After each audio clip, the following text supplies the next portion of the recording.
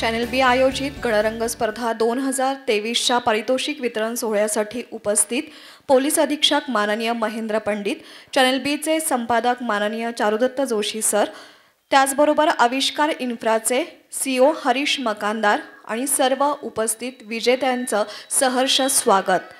माननीय खासदार धनंजय महाडिक, माननीय सौभाग्यवती अरुंधती महाडिक यांच्या संकल्पनेतून आणि माननीय पृथ्वीराज महाडिक यांच्या मार्गदर्शनाखाली गेल्या 10 वर्षापासून आम्ही चॅनल बीच्या वतीनं गणरंग घरगुती सजावट स्पर्धा आयोजित करतो.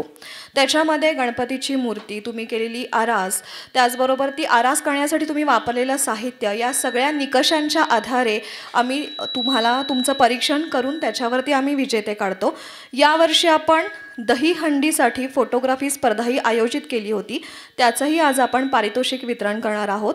या कार्यक्रमासाठी उपस्थित पोलीस अधीक्षक माननीय महेंद्र पंडित सर, त्याचबरोबर चॅनल बीचे संपादक माननीय चारुदत्त जोशी सर आणि आविष्कार इन्फ्राचे CEO हरीश मकानदार सर यांना विनंती आहे की त्यांनी दीपप्रज्वलन करून या कार्यक्रमाची सुरुवात करावी.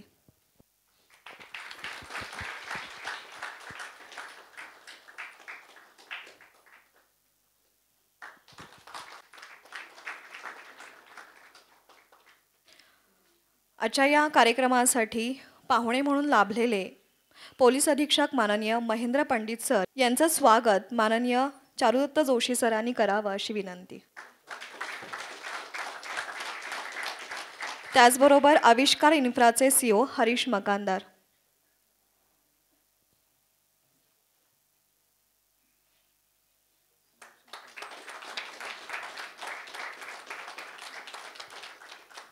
धन्यवाद. या स्पर्धेची थोडक्यात रूपरेषा मी तुम्हाला मगाशीच सांगितली, पण याचं परीक्षण कशा पद्धतीनं झालं, ही स्पर्धेचं रूप कसं आहे याच्याबद्दल थोडक्यात चॅनल बीचे संपादक माननीय चारुदत्त जोशी तुम्हाला सांगतील. सर, तुम्हाला विनंती आहे की तुम्ही 2 शब्द बोलावे. नमस्कार. आजच्या कार्यक्रमाला आवर्जून उपस्थित असलेले कोल्हापूर जिल्ह्याचे पोलीस अधीक्षक माननीय महेंद्र पंडित सर, आविष्कार इन्फ्रा पुष्पम हे आमचे प्रायोजक, आणि सगळ्यात महत्त्वाचं म्हणजे तुम्ही सगळे. 12 वर्षापूर्वी आम्ही घरगुती गणेशोत्सव स्पर्धा सुरू केली. एकदा आम्ही आमच्या ऑफिसमधले सगळे सहकारी बसलो होतो, त्यावेळी अनेक जण आम्हाला फोन करून सांगायचे की आमच्या घरातलं इतकं सुंदर आम्ही सजावट केली आहे, इतक्या सुंदर पद्धतीनं देखावा निर्माण केला आहे, तर त्याची बातमी करा. तर प्रत्येकाची बातमी करणं तर शक्य नव्हतं, पण मग त्यावेळेला कल्पना सुचली की इतकं चांगल्या पद्धतीनं जर लोक आपापल्या घरातल्या गणपतीची सजावट करताय तर त्याच्यावरती आपण स्पर्धा सुरू करूया, आणि त्यातून गणरंगाचा जन्म झाला. सुरुवातीच्या काळामध्ये आमची कॅमेऱ्याची टीम आपल्या घरामध्ये यायची, स्पर्धकांच्या घरामध्ये जायची, शूटिंग करायचो आम्ही आणि ते दाखवायचो. पण मग लक्षात आलं की गणपती घरी आल्यानंतर 5 दिवस मिळायचे आपल्याला, आणि 5 दिवसामध्ये आमचे कॅमेऱ्याची टीम प्रत्येक घरामध्ये गेल्यानंतर दिवसाला 10-15 मॅक्झिमम घरं कव्हर व्हायची. आणि म्हणून मग 2 वर्षापासून पृथ्वीराज महाडिकनी सांगितले की आपण ही ऑनलाईन स्पर्धा सुरू करूया. पृथ्वीराज नवीन पिढीतले असल्यामुळं त्यांनी नव्या पिढीचे तंत्रज्ञान आत्मसात केलं आणि त्यानुसार त्यांनी हे ऑनलाईन स्पर्धा घेतली आणि याचा प्रतिसाद प्रचंड वाढला.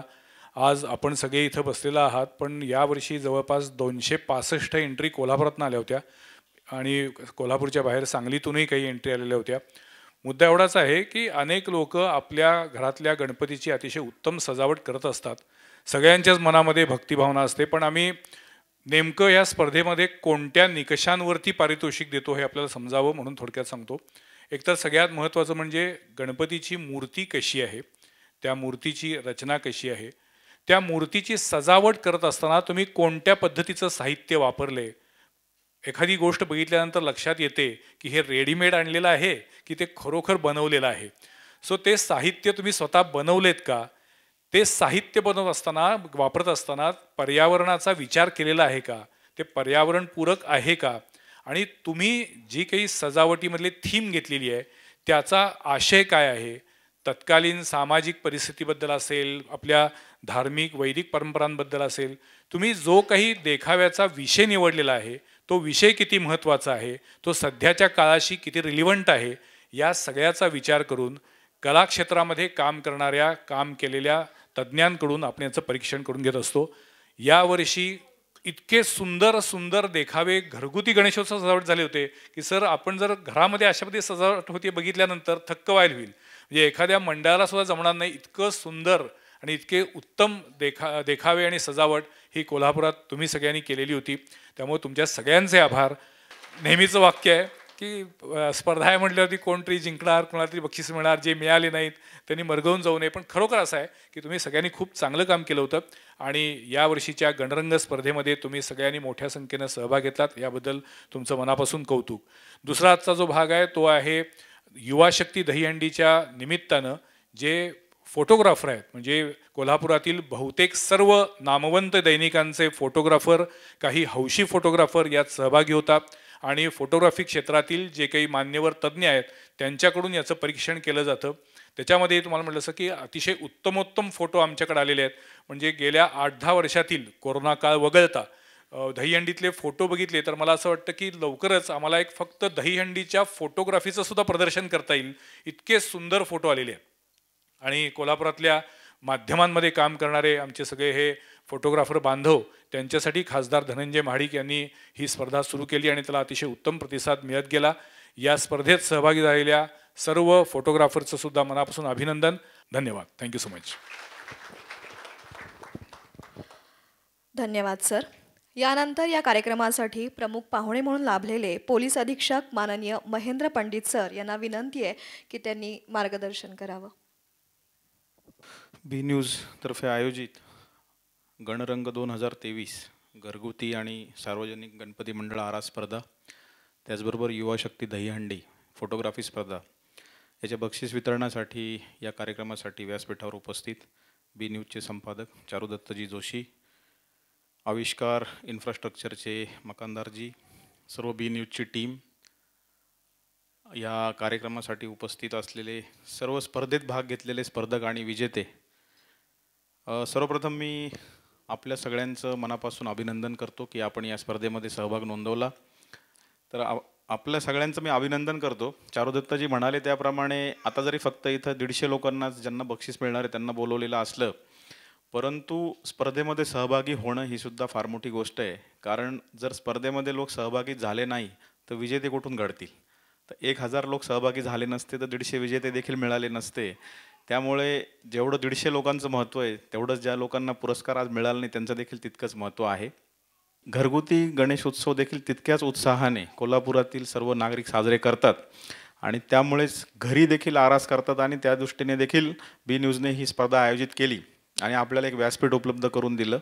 कारण काय झालं आहे की सर्वच जण सार्वजनिक मंडळामध्ये सहभागी होऊ शकत नाही, तर निदान घरामध्ये, आणि हे 10 दिवस आहेत, किमान सजावट करण्यासाठी घरातील लोक एकत्र येऊ शकतात मोबाईल बाजूला ठेवून. कारण आता एका घरात 4 लोक असले तरी 4ही लोकांचं सगळं लक्ष त्या मोबाईलमध्ये असतं.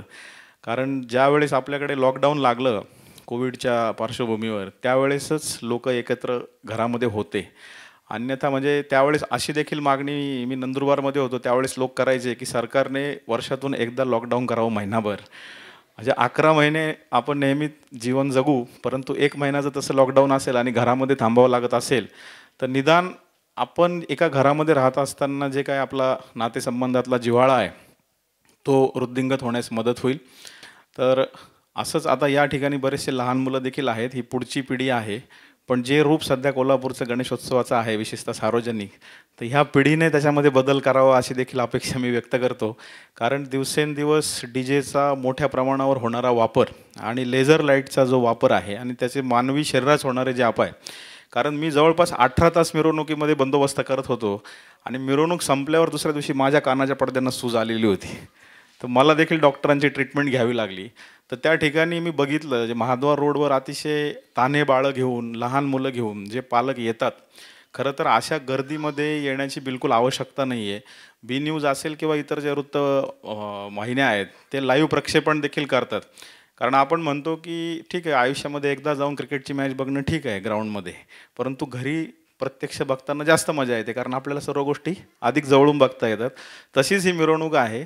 तर या चॅनलचा ॲक्च्युली लाभ घ्यायला हवा आहे, कारण अशा किती शहरं आहेत, असे की त्या ठिकाणी अशा वृत्तवाहिन्या आहेत की ज्या राज्यस्तरावरच्या किंवा राष्ट्रीय स्तरावरच्या वृत्तवाहिन्या इतक्या चांगलं प्रक्षेपण आणि चांगलं सर्व वृत्तांकन करतात. तर त्यापैकी बी न्यूज एक आहे. त्यामुळे त्या महाद्वार रोडवर विनाकारण गर्दी करण्याची आवश्यकता आहे असं मला वाटत नाही. पण या स्पर्धेच्या निमित्ताने कोल्हापुरातील असे देखील नागरिक आहेत की जे घरगुती उत्सवासाठी जी सजावट करतात. त्याबद्दल मी आपल्या सगळ्यांचं या स्पर्धेमध्ये भाग घेतल्याबद्दल परत एकदा अभिनंदन करतो. परत एकदा बी न्यूजचे आभार मानतो आणि थांबतो. धन्यवाद. जय हिंद, जय महाराष्ट्र. धन्यवाद सर. सरांनी सांगितलं त्याप्रमाणे इथं सगळे उपस्थित आहेत. तुमची मला उत्कंठा कळते की कधी एकदा आमचं नाव अनाऊन्स होते आणि आम्हाला कळते की आमचा काय नंबर आहे किंवा काय. त्यामुळं वेळ न घालवता आपण आता वळूया बक्षीस वितरणाकडं. दहीहंडी फोटोग्राफी स्पर्धा, तृतीय क्रमांक आदित्य वेल्हाळ. या मिसेस आदित्य वेल्हाळ आहेत. त्यानंतर द्वितीय क्रमांक ज्योतिराम मगदूम.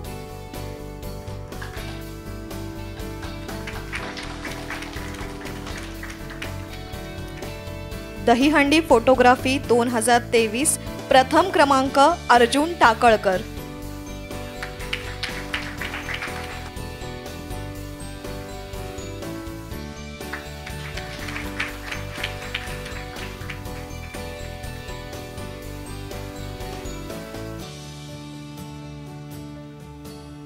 आणि आता गणरंग स्पर्धा 2023 चे विजेते, उत्तेजनार्थ हरिहरण गिरी गोसावी, अपटी पन्हाळा.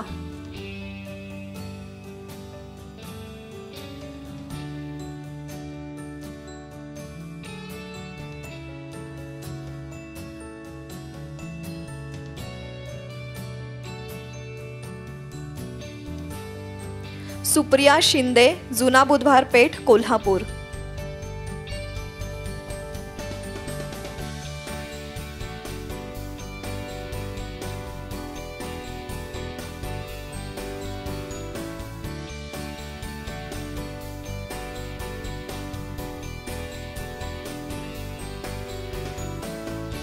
उत्तेजनार्थ डांगे गली तरुण मंडळ, जुना बुधवार पेठ, कोल्हापूर.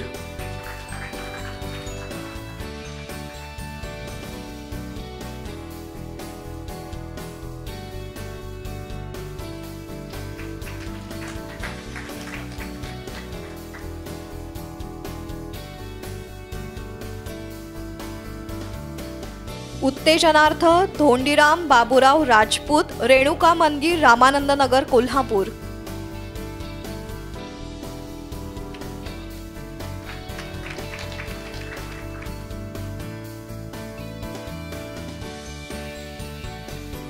उत्तेजनार्थ रोहित महादेव शिंदे, रविवार पेठ, कोल्हापूर.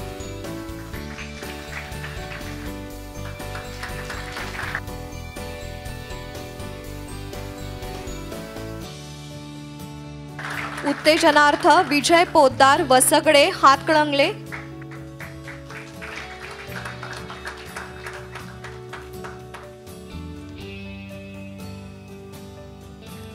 उत्तेजनार्थ ऋतुराज अभिजित तुपारे, जुना समडोली रोड, सांगली.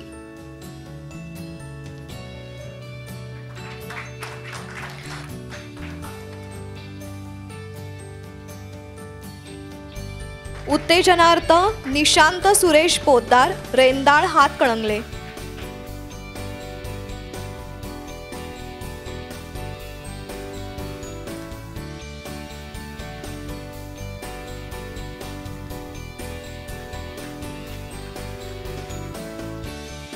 पुढचा उत्तेजनार्थ रोहित चौगुले, भडगाव, तालुका कागल.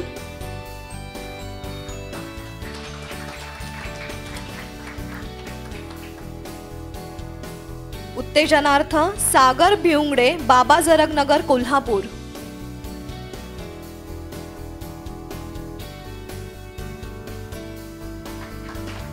उत्तेजनार्थ सातवा अनिकेत भाकरे, 6वी गल्ली, शाहूपुरी, कोल्हापूर.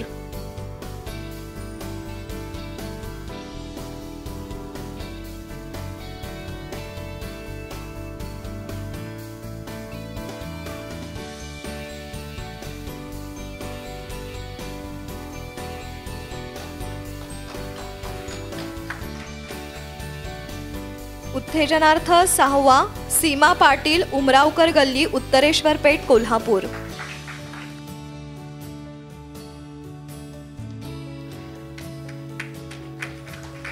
उत्तेजनार्थ 5वा शिल्पा प्रथमेश डांगे जुना बुधवार पेठ डांगे गल्ली कोल्हापूर.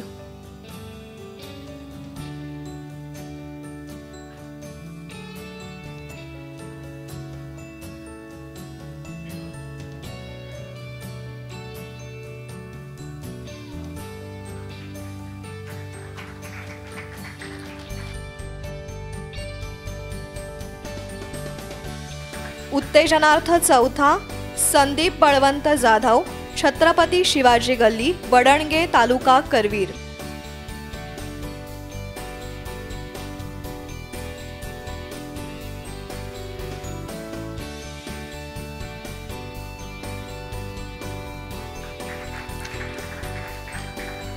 उत्तेजनार्थ 3रा तुषार जयहिंद तोडकर पन्हाळा.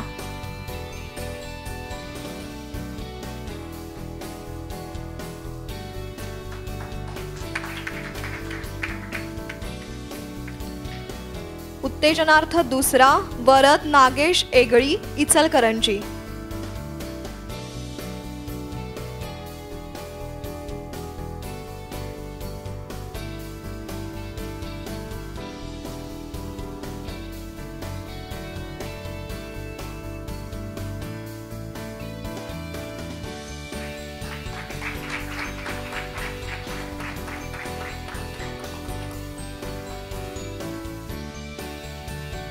आणि उत्तेजनार्थ 1ला अमित बाबूराव पाटील म्हाकवे तालुका कागल जिल्हा कोल्हापूर.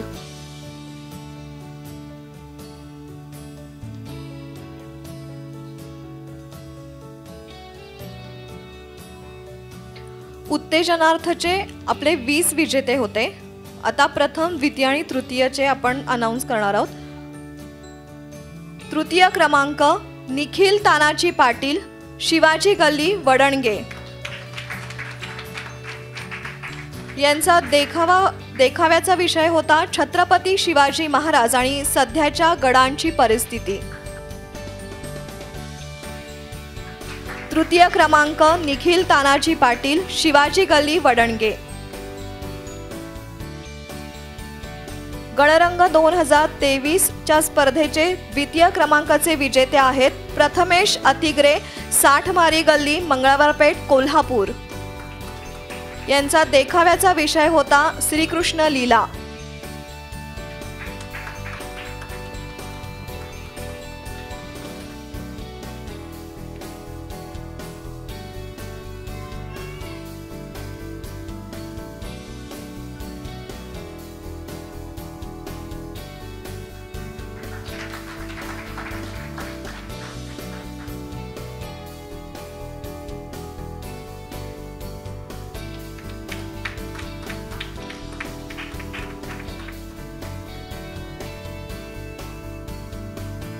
आणि गणरंग 2023 स्पर्धेचे प्रथम क्रमांकाचे विजेते आहेत Ajay Shrikant Chile state bank colony ITI Pachgaon road मागे कोल्हापूर. आणि यांचा देखाव्याचा विषय होता छत्रपती शिवाजी महाराज राज्याभिषेक.